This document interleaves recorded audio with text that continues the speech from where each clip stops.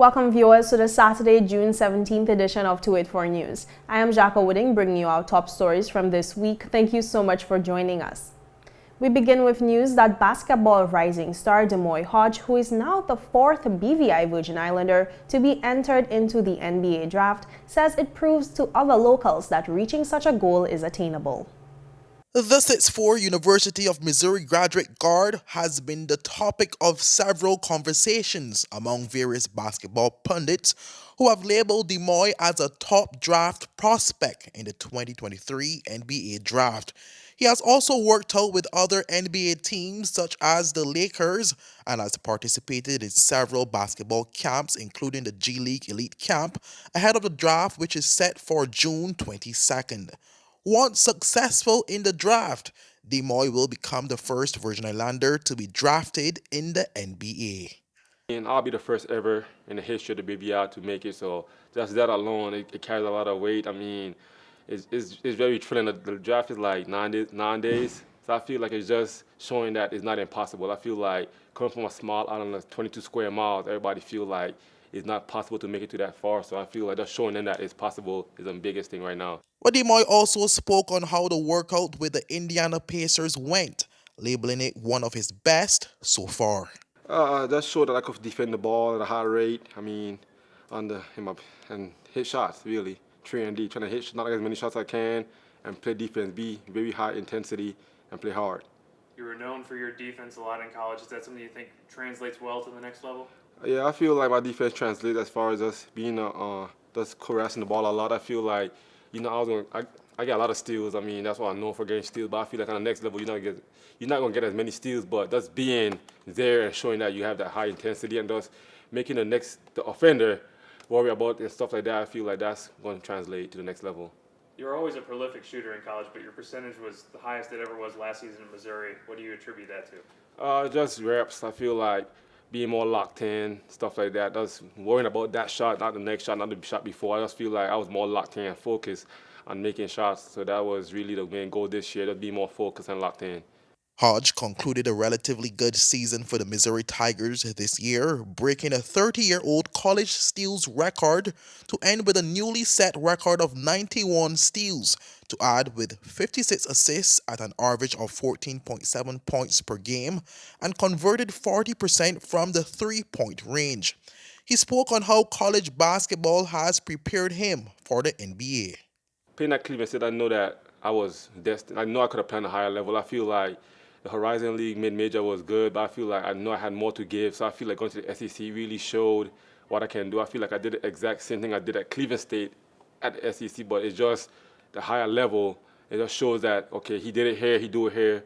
That means it was not a fluke. It was meant to be. So I feel like that was the best thing right there. Demoy also provided some insight on which NBA player he models his game after. I studied a lot of Caldwell Pope. I mean, he just won an NBA championship. I feel like congratulations. But I feel like I model his game, the high intensity, the cuts, the catch and shoot, the play off the ball. I feel like that's how I model my game off of the most, just playing off the ball and being a volume guy, playing my role. Reporting for 284 News, I am Kamal Haynes. In other news, Premier Dr. the Honorable Natalia Wheatley has responded to public calls for the government of the Virgin Islands to better prioritize spending, following the announcement that the government will spend $250,000 on the NonStop Concert. Many members of the public have expressed dissatisfaction in the decision and expressed the view that the money would be better allocated to key areas, such as the territory's infrastructural needs and education. Some have gone as far as calling for the events to be cancelled altogether. The Premier admitted that these cries have not fallen on deaf ears and offered this response to the public. I'm not deaf to the concerns I have heard from the people of the Virgin Islands. We want to ensure that our festival celebrations receive maximum support, and we want to ensure our hard-earned tax money is spent well.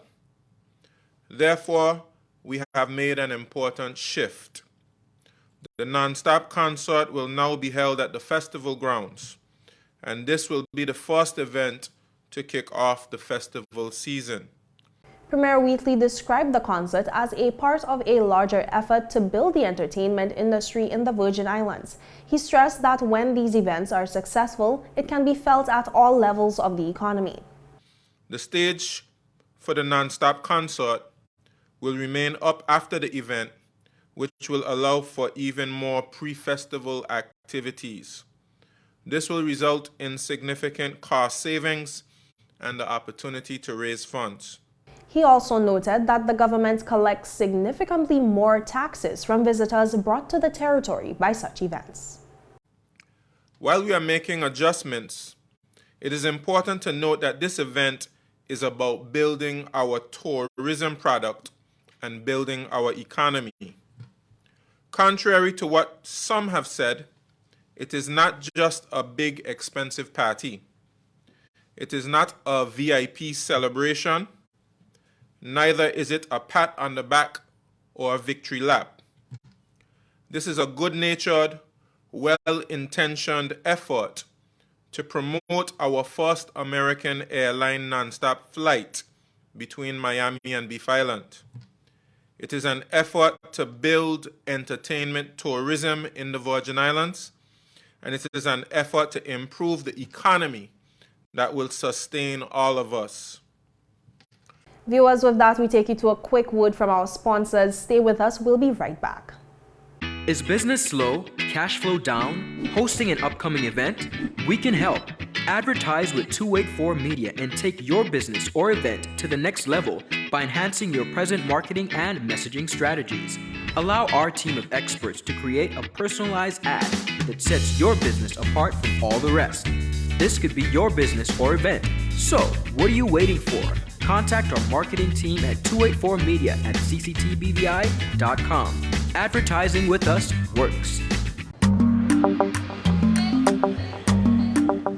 Yo, everything good, Dad? Aye. This thing got me one way, Daddy. What you mean?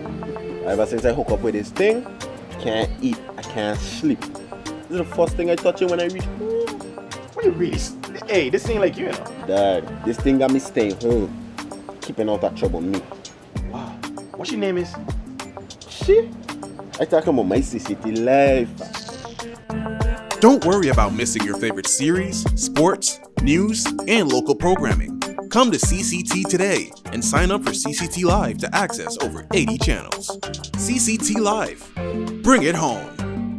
1 month free trial turn into 5.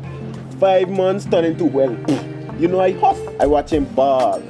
I been watching football. Dad, Nickelodeon, Paw Patrol. I am hooked. Hook, I tell you.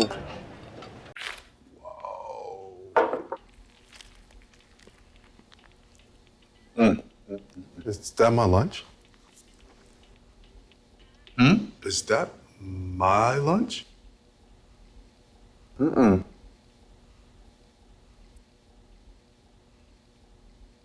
We're like the coworker that doesn't eat your lunch. I'm John. I'm John. CG Insurance. Good like that. Welcome back and thank you so much for staying with us.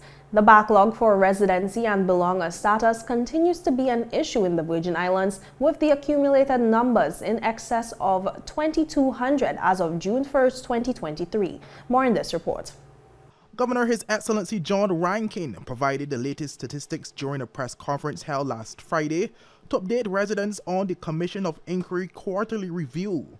Prior to the press conference, the governor made the COI quarterly review document public, which detailed the extent of the backlog. According to the document, the governor received a report on May 24, 2023 from the Immigration Board, which covered the period from January 1, 2023 to March 31, 2023.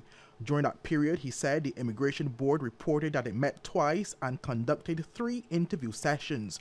But this resulted in the board referring to Cabinet 23 applications for belonger status by marriage, 80 applications for status by tenure, 74 applications for status due to the applicant being a great-grandchild of a belonger, and 32 applications for residency. But the governor further disclosed that during the aforementioned period, a total of 122 applications were approved for residency and belonger status. But this included Cabinet's approval of 75 applications for residency status, which were submitted between December 2021 to October 2022. As it pertains to belonger status, the governor said that 50 were considered by Cabinet, which were submitted between December 2021 to March 2022, with only 3 from that sum failing the criteria to be approved. But during Friday's press conference, Governor Rankin revealed that the total backlog stood at 2,226 applications as of June 1st, 2023. We need to deal with the continued backlog of applications for residency and belonger status, which, as at the 1st of June, was reported to stand at 2,226 applications. I recognise that this is a sensitive area, but we need to resolve the applications of those who have been lawfully living and contributing in the BVI for many years and who are entitled under the law to receive status. To further address this long-standing issue, the governor revealed that Premier Dr. the Honorable Natalia Wheatley committed to an action plan that is aimed at clearing the backlog. Premier has committed to an action plan to address the backlog. He also made a request previously for technical assistance in this area. My team, together with the Deputy Governor's Office, have been in discussions with immigration on this matter, and I made a number of recommendations to the Premier on the sort of steps that might be taken. And you will see in my report some specific measures which I suggest which might help to deal with that backlog. Governor Rankin also spoke on some of the recommendations that have been presented to assist with the backlog. It's an entirely paper-based system, for example. It needs to be digitized going forward.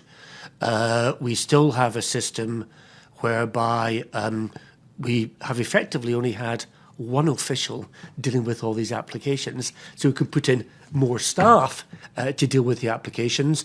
And then one might also have to consider how many of the individuals applying need to be interviewed. Some of them who may not qualify could simply have a decision made they don't meet the requirements, and maybe others who do clearly qualify and actually don't need to be substantively interviewed. So you would only interview those cases where there is doubt and further information is needed. So those are the sorts of areas in which you could speed up the process and get these applications moving more quickly. Reporting for 284 News, I am Kamal Haynes. Premier and Minister of Finance, Environment, Natural Resources and Climate Change, Dr. the Honorable Natalia Wheatley, has pledged his support to members of the re-established Virgin Islands Climate Change Trust Fund Board. More in this report.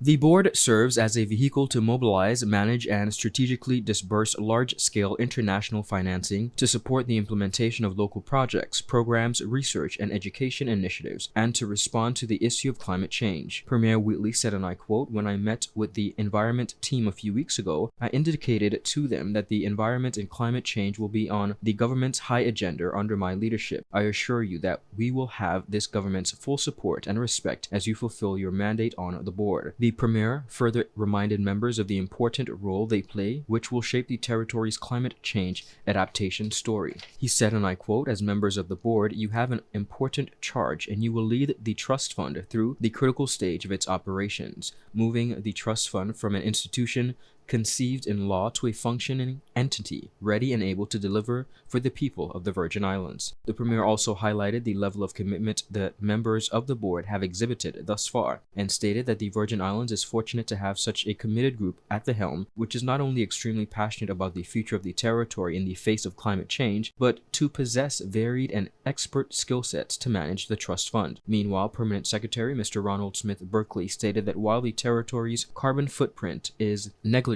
when compared to other jurisdictions across the globe, small island nations and territories are caught in a cruel paradox as they collectively are responsible for less than 1% of the global carbon emissions but will suffer the greatest effects. Smith Berkeley said, and I quote, "According to NASA, Earth's current warming is happening at a rate not seen in the past 1,000 years. According to the Panel on Climate Change, since the 1970s, the influence of human activity on the warming of the climate system has evolved from theory to established fact.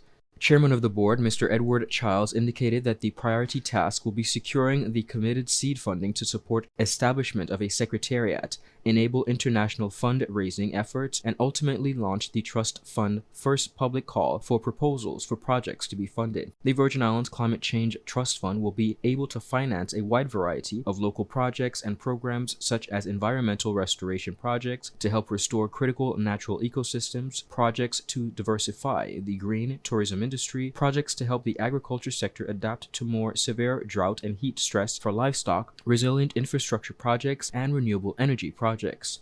The board will be advertising for members to represent an academic or research organization and the financial sectors. These roles were previously held by Dr. Catherine Smith and Ms. Shelley Bend, respectively, who were unable to continue serving at this time and who were recognized for their service during the ceremony to reappoint members. Members of the Virgin Islands Climate Change Trust Fund include Financial Secretary and ex officio member Mr. Jeremiah Frett, Permanent Secretary for the Ministry of Environment, Natural Resources, and Climate Change and ex officio member Mr. Ronald Smith Berkeley, Chairman Mr. Edward Childs, Deputy Chairman Mr. John Clean, Member representing a non-governmental organization or community-based organization Dr. Shannon Gore, and Member representing a resident in the territory who possesses relevant knowledge, expertise, or experience Mr. Ronnie Ledsam. The Virgin Islands Climate Change Trust Fund was legally established in 2015 with the passage of the Virgin Islands Climate Change Trust Fund Act.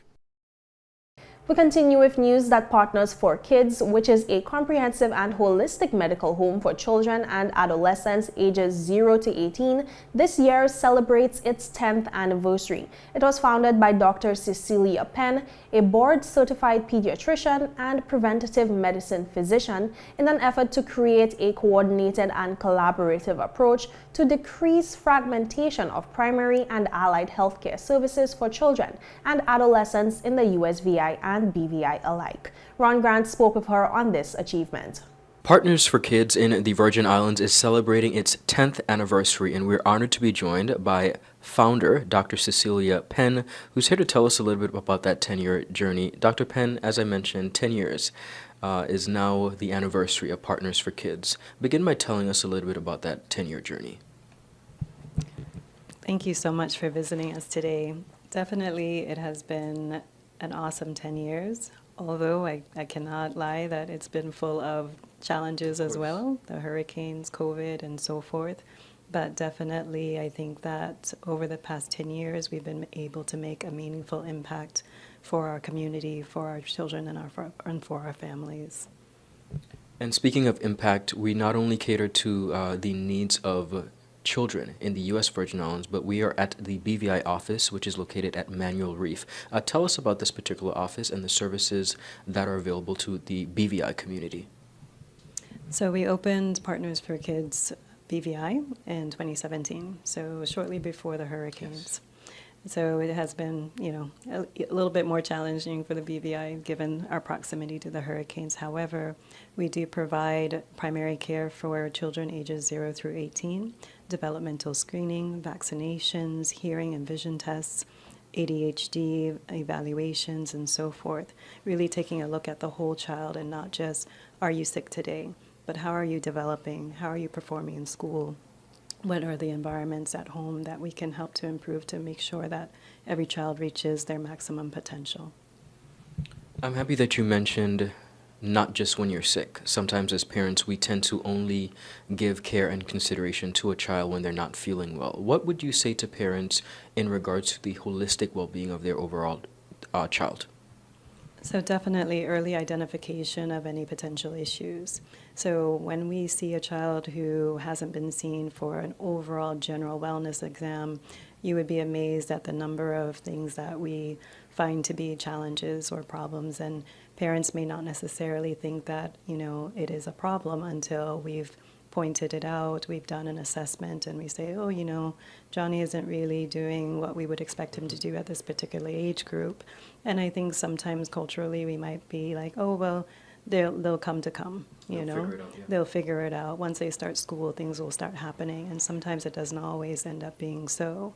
And so there's no, harm in providing earlier intervention, and that's the key to why we want all of our children to come in every year. Okay. Well, speaking of early, of course, detection on any issues that what might be facing, I would like to give you an opportunity to speak directly to the public and share with them the contact information for parents who are interested in getting the care they need from Partners for Kids.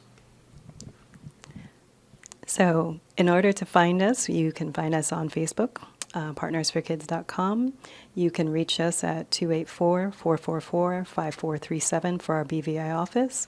For our St. Thomas office, 340-774-5437. We look forward to serving your children.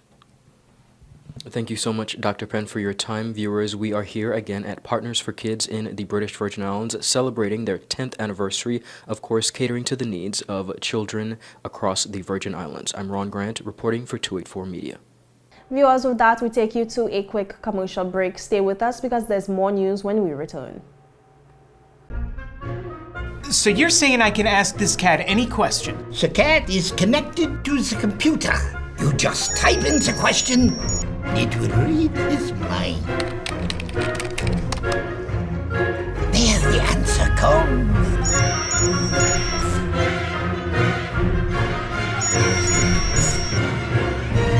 You're the man! I've been looking for this for weeks.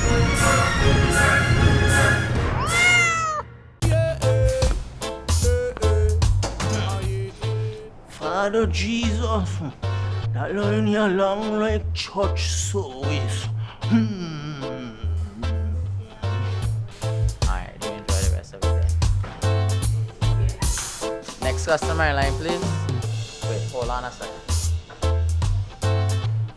Yes, Sonny boy, come, yes, son. Good morning. Good morning, Sonny boy. Hold on there. You must have cut front of people. It's okay, I'll take care of it. What? No man, forget your name. How may I assist you? Yes. You want top of power? You want top of power? Join the prepaid party with CCT and enjoy more affordable data plans, more top-up promotions, more savings with hero bundles, and more value for your money each and every Tuesday with Top Up Turn Up Tuesday. Visit a CCT store today or anywhere CCT Top Up is sold and top up your phone. 5, 10, 15, 20, 25, 30. You want top of power? Welcome back and thank you for sticking with us. The BVI's Joe Chapman was the lone local to make it through to the second round of the Carrie Olson Tortola Classic, an international squash tournament that is being played at the Tortola Sports Club. More in this report. A total of 9 players represented the territory in the first round of the tournament, which commenced on Tuesday, June 13th. With Joe Chapman played against countryman Rory Thornton in the only match of the evening that was all local, defeating Thornton 11-1, 11-1, 11-1 to take the match 3-0 and advance to the second round. A highlight of the evening was the second match between BVI's Daniel Henderson and Armando Olgin of Mexico, where despite Henderson losing the match 3-1, the 15-year-old managed to take the first game against his Mexican opponent, who is ranked at 378 in the world. At 1-1, he also held game ball in the third, narrowly losing out 15-3. But the final score was 7-11, 11-2, 15-13, 11-4. In another fixture played, Dion Alsem of the BVI gave it his best effort, but it was not good enough to beat the 15-year-old Mohamed Zakaria of Egypt, who took the match 3-0. The other game saw Ireland's Stephen Hurst defeating BVI's Stuart Raw 3-0.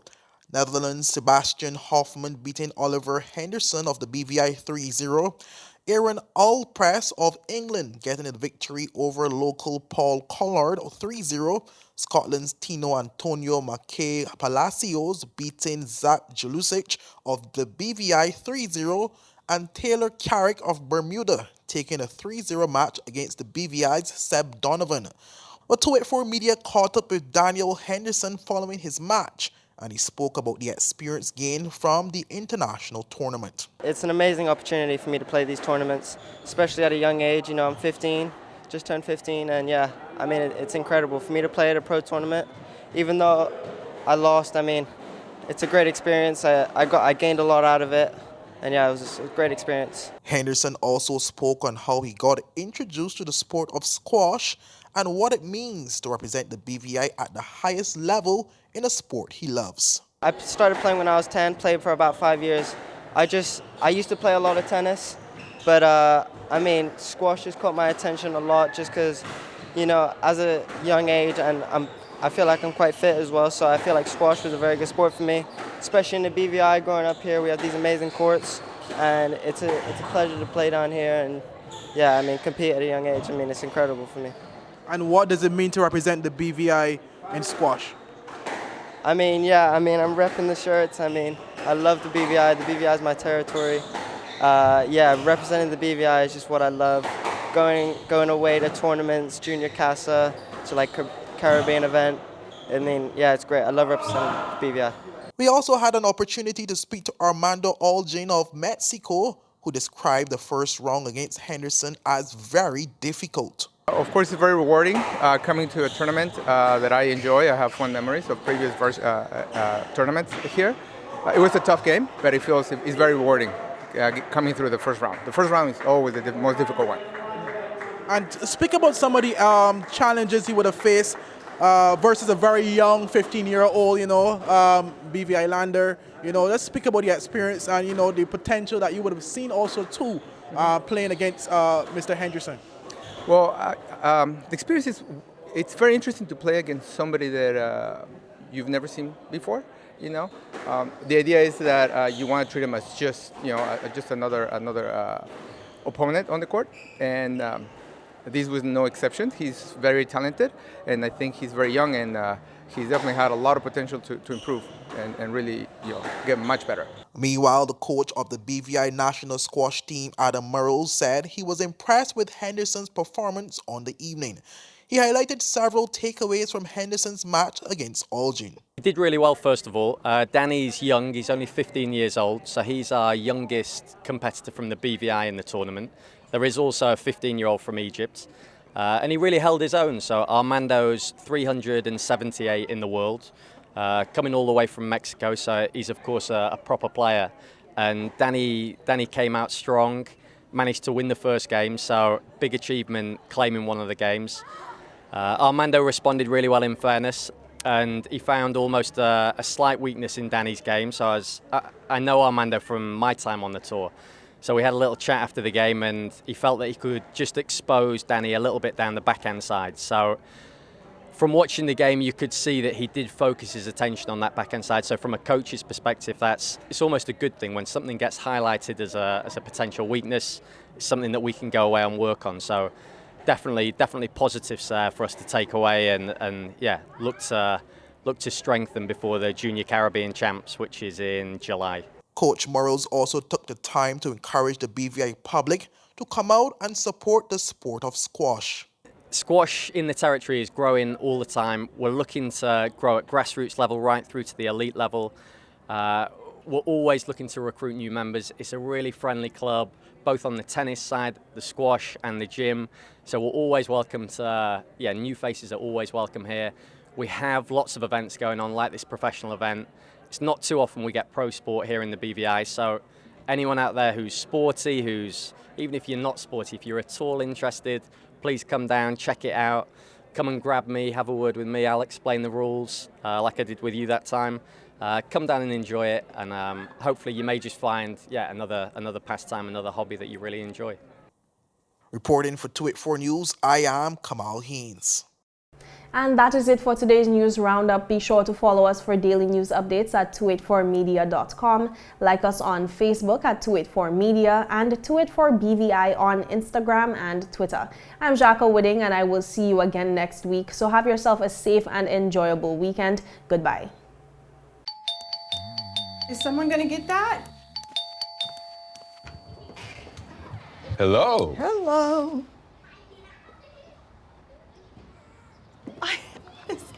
So nice of you to have cleaned up for us.